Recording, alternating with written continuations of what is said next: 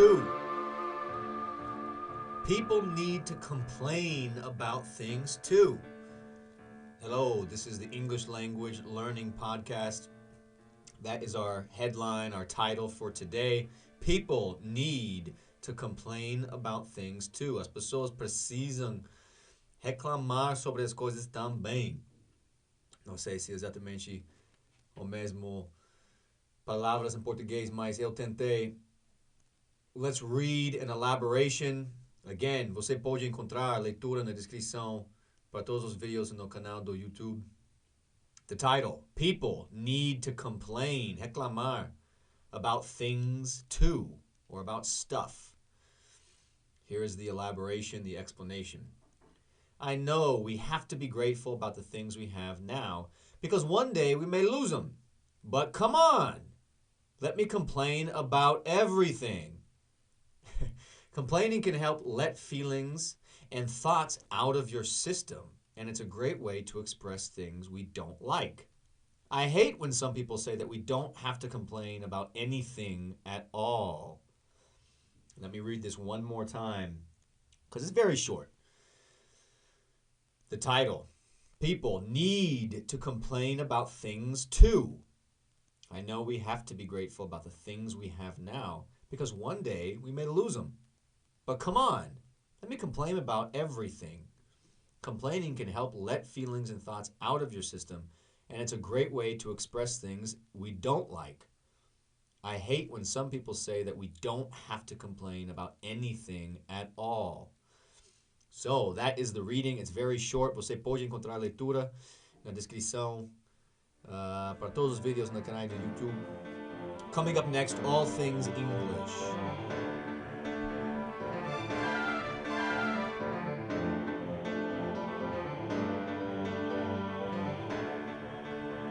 People need to complain about things too. That was the headline we read.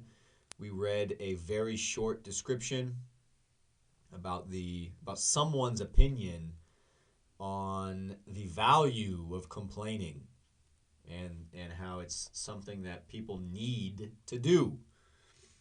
And the discontent, para discordar com a ideia que não precisa reclamar de nada. So, but they also mentioned, me deixa reclamar sobre tudo. So, yeah, well, it's a post on social media. People aren't always consistent. Let me complain about some things, about everything, and then finally that, people can't complain about anything. But all things English, complain. People need to complain. Reclamar. To express discontent about something or dissatisfaction. Grateful, an adjective. To be grateful. It's an adjective, so it's after to be. Typically after to be. I know we have to be grateful. Grateful is an adjective about feeling or expressing gratitude, gratidão, grata, ser grata. Lose them. We have to be grateful about the things we have now because one day we may lose them. This is a spoken English construction where we combine or merge or connect two words together when we're speaking.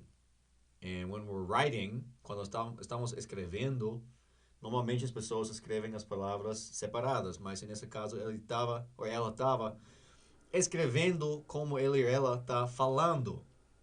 Lose them. To be clear, it should be lose them. Lose them. Things, right? He's talking about be grateful. Tem que ser grata por las coisas que você tem na vida, porque algum dia você pode perder, os perder. Lose them. So again, why does this happen like this? Por que assim? Well, lose is a verb. Them is an object. When we're we're thinking and talking about spoken English, quando estamos falando de inglês falado, o que vai desaparecer um pouquinho e o que vai ficar mais amplo. Mais amplo, nomes e verbos, né?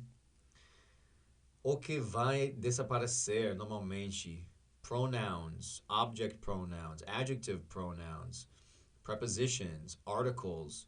So again, pronouns would be, them. Give it to them. Give it to them. Us. Let us have a look. Let us have a look. Him. Call him instead of call him. Call him. Call her. Call them. Articles. I'm gonna go to the store. To the store. Not to the store. To the store. So store is a noun. To and the. To is a preposition, so it diminishes, it disappears a little bit. And the is an article, so it disappears and vanishes a little bit. So that's a common trend. Usualmente, quando estamos escrevemos ou tentamos escrever gramaticalmente correta. Não preocupa de ficar pensando o que a outra pessoa vai pensar sobre o meu gramática ruim. Não, tô hábito, né? Mas isso está mudando também com a prevalência de escrever no celular, texting. As pessoas não estão escrevendo no mesmo jeito como está escrevendo com caneta ou no computador para fazer um e-mail, né? E até as pessoas estão agora escrevendo um e-mail, dependente da pessoa que você está falando, talvez todo no celular, vocês, ou pessoas que falam inglês nativamente, vão escrever diferente, né? Então, se você está fazendo um e-mail para chefe ou uma entrevista antes ou depois uma entrevista, não, você tem que escrever gramaticalmente correto. Tem que escrever gramaticalmente correto. Mas o jeito de falar no inglês, vocês vão descobrir que as pessoas, e isso não é informal, para falar lose them ou call them, não é informal, é gramaticalmente incorreta para escrever, mas para falar é o jeito mais normal e aceitável. Não tem que cuidar para não falar lose them no lugar de lose them quando você está falando com chefe ou uma pessoa, gerente de hire para fazer entrevista. Não. Isso você pode escutar Joe Biden ou uma pessoa, um CEO fazendo um discurso público, até numa entrevista. Eu te prometo, se você está em uma entrevista, você vai ouvir as pessoas falando de um jeito diferente que eles escrevem, né? So this is not about informal or formal. It's not informal to say lose them. Come on, we might lose them. Our stuff, our things. We got to be grateful. That's not informal. That is I think the best word to describe it, the best description is natural. It's natural. And reading would also be more unnatural because it's not contemporaneous. It's not you thinking and speaking. It's you reading something else that's planned. And that's unnatural. Writing is unnatural. It's not something that happens in the natural world. Continuing, to get something out of your system. Complaining, reclamar, right? This is an infinitive, AR in Portuguese, but in English it would be a gerúndio. But I'm not sure about the grammar, actually. Talvez vocês podem me falar ou indicar se vocês falam reclamando, pode ajudar, deixa sobre conhecimentos, sentimentos e pensamentos fora do sistema.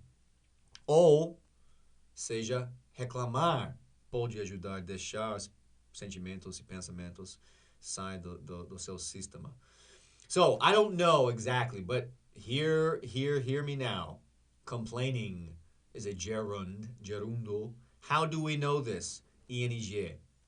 E também é o sujeito na começa antes do verbo. E não tem sujeito antes, né? Se tem sujeito ou the verb to be conjugado antes, is complaining, or are complaining. Você tem que pensar verbo, gerundo, okay. But complaining can help let feelings and thoughts out of your system. So to get something or let something out of your system is to allow or permit or force yourself to do something to feel better. Tirar algo do seu sistema. And finally, to vent. To vent is not in the reading. V-E-N-T, vent. To vent. But this is the word for reclamar, sem esperança que a pessoa que está te escutando vai resolver ou ajudar. Não, só ouvir. So, desabafar is to vent. V-E-N-T, vent. Coming up next, questions and conversation about complaining. People need to complain about things too. That was our headline. We read a short explanation. This is from social media. Você pode encontrar a leitura na descrição, no canal de YouTube. Todos os vídeos têm uma leitura para te ajudar a ler, aprender como fazer as fonéticas no inglês quando você está falando ou escutando, né? O que esperar. We did the All Things English, where we break down and look at the English language of the reading, né? Onde nós avaliamos o inglês da leitura e as palavras, o vocabulário usado. Agora, questions and conversation about the topic. Again, the topic. People need to complain about things too. How do you feel when someone, how do you feel when someone is complaining to you? Not about you, but to you. Do you receive complaining well? Or do you receive complaints well? Como você sente quando alguém está reclamando a você? Não sobre você, mas a você. Se você recebe reclamações bem, right? So, how do you feel when someone is complaining to you? Does it make you stressed? Do you listen to every single word? Do you tune out? Do you kind of, I'm going to let them continue, but I'm not going to really listen. I'm not really going to listen. Eu estou observando que essa pessoa precisa, nesse momento, desabafar. Então eu vou ficar aqui olhando, mais ou menos ouvindo, escutando, mas a todas as palavras e letras e sons, talvez não. Porque eles não estão precisando soluções, eles estão precisando desabafar. But how do you feel when someone is complaining to you? And I say someone, alguém. Pode ser uma família, um amigo, companheiro de trabalho, chefe, uma pessoa na rua, uma pessoa aleatória, pessoa no bar. Alunos, se você é professor, alunos. So how do you feel when someone is complaining to you? Do you receive complaints well? When you need to complain about something, who do you complain to? Quando você precisa reclamar, mas eu acho nessa história cabe melhor desabafar. Quando você precisa desabafar sobre algo, com quem você desabafa? Who do you vent to? Who do you desabafar to? Is it your mom, your dad? Is it your husband, your wife, your dog, your cat, Hopefully not your child, but is it a boss? Is it a psychologist? Is it a therapist? Is it your best friend? Is it a group of friends? A group chat? When you need to vent or complain about something, who do you complain to?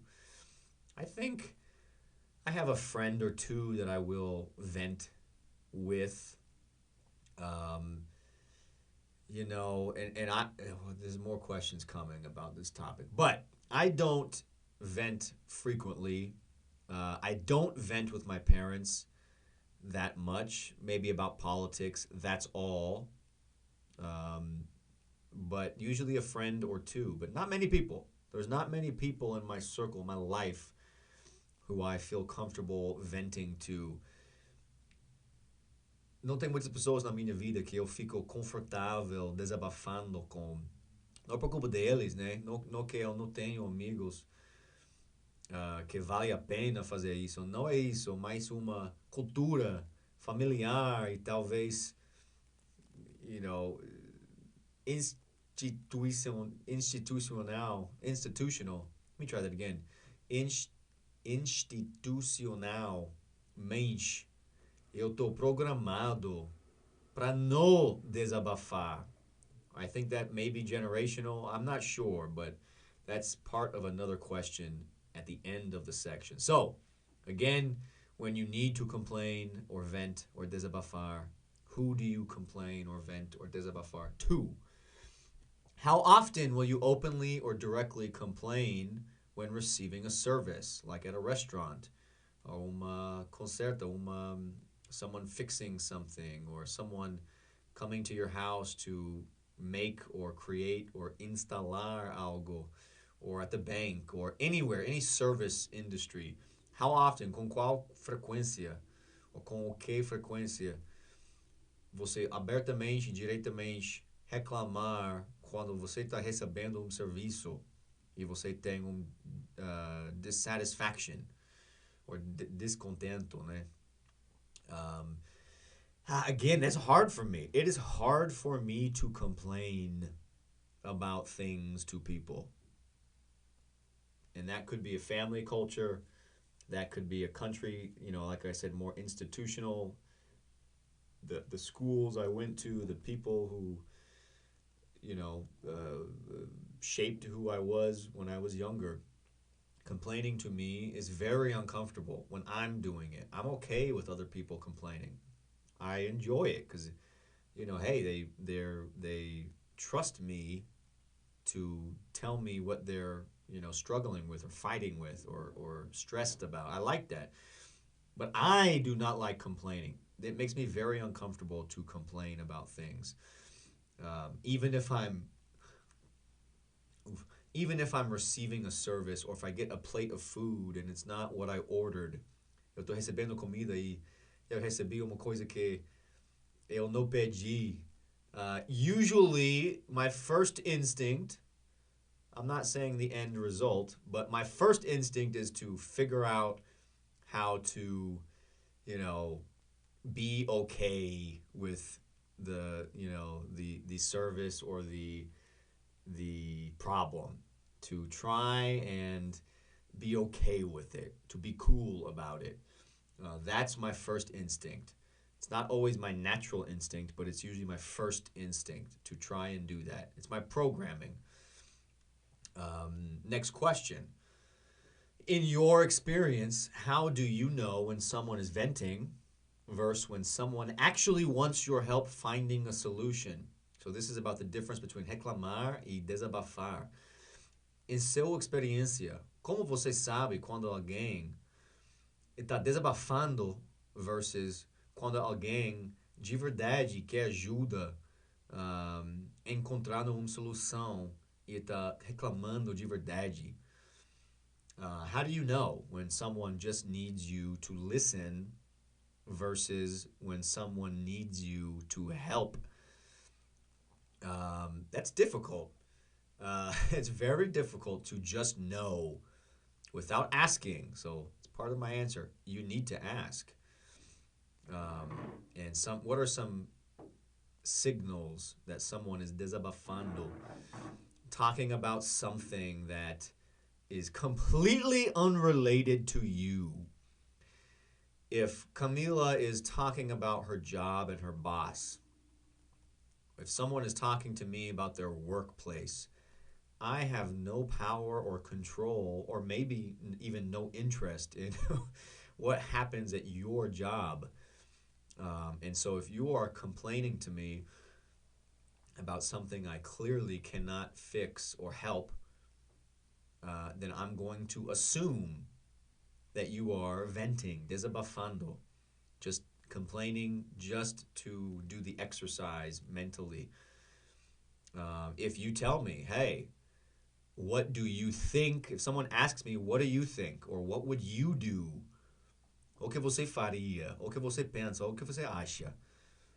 Then I think they're asking you for advice or conselho, right? Then it's not just desabafando. No, then they're asking for help.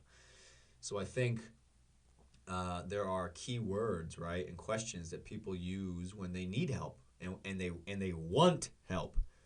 What do you think? What would you do? O que você faria? What would you do?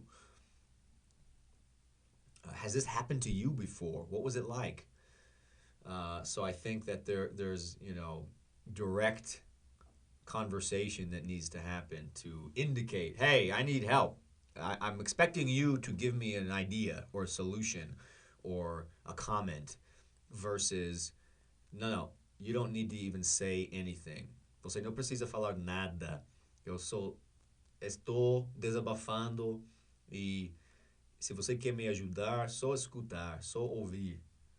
E deixa. E eu preciso reclamar, right? This is the whole reading. People need to complain about things too. When someone is venting, do you ever feel pressure to try and help?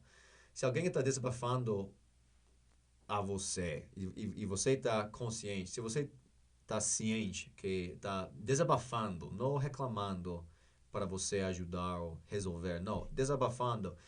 Se você fica sentindo pressão para ajudar e tenta ajudar. So do you ever feel uncomfortable or pressure when someone is desabafando or venting to you? How do you feel when someone is venting? And finally, our last question. When you were growing up, what did your parents teach you about complaining? When you were growing up, what did your parents teach you about complaining? Quando você estava crescendo, né? Vivendo, morando com seus pais, na idade de criança até adolescente, o que seus pais te ensinaram sobre reclamar? My parents, particularly my father, do not complain. In English, we have another word for complain, whine, W-H-I-N-E, to whine. All the time, I can remember now viscerally in my ears, I can hear it. Don't be a whiner. Don't be a whiner. Don't be a whiner. Don't complain so much. Don't be a whiner. So that's what goes through my head when I think about complaining or reclamar, até desabafar. I think, it feels wrong for me. It feels bad for me to expose or put my bad thoughts or my stress or my bad day or my problems on someone else. It feels bad. It's not a welcome. It's not a welcome feeling for me to complain because of my parents. I'm not saying it's a bad thing. I think it's, well, look, you could be raised to always complain or you can be raised to never complain. I was raised more on the, hey, complaining is not a positive effect on the people around you. But that's not true because I already said, eu já falei que eu gosto quando as pessoas estão desabafando a mim. I like it because it makes me feel like I matter. It makes me feel important. It makes me feel like someone wants to communicate their experiences with me, and they trust me, right? When you are venting or desabafando, you have to trust someone that they won't screw you, that they won't, that there's no impact on your life, that there's no negative reaction to it. So I think that it's wrong for parents to, tell their children that you can't or shouldn't complain. You absolutely should sometimes, not just desabafar, but reclamar, right? Why can I not tell the restaurant waiter, hey, you got my order wrong? Or even like, hey, you cooked my meat wrong. I asked for it like this, it came the opposite. Eu não posso reclamar nesses casos. Eu não faço isso. Why not? It's good to assert yourself. So, what did your parents teach you about complaining? Why do I think this matters to Brazil? Well, I don't think it does. Like all of these unpopular opinions, they're just opinions. And you have to decide, do they matter to you? Where do you exist on the spectrum of eu acordo, eu discordo, ou algum lado no meio, né, com outras circunstâncias? So, thank you for listening. This is the English Language Learning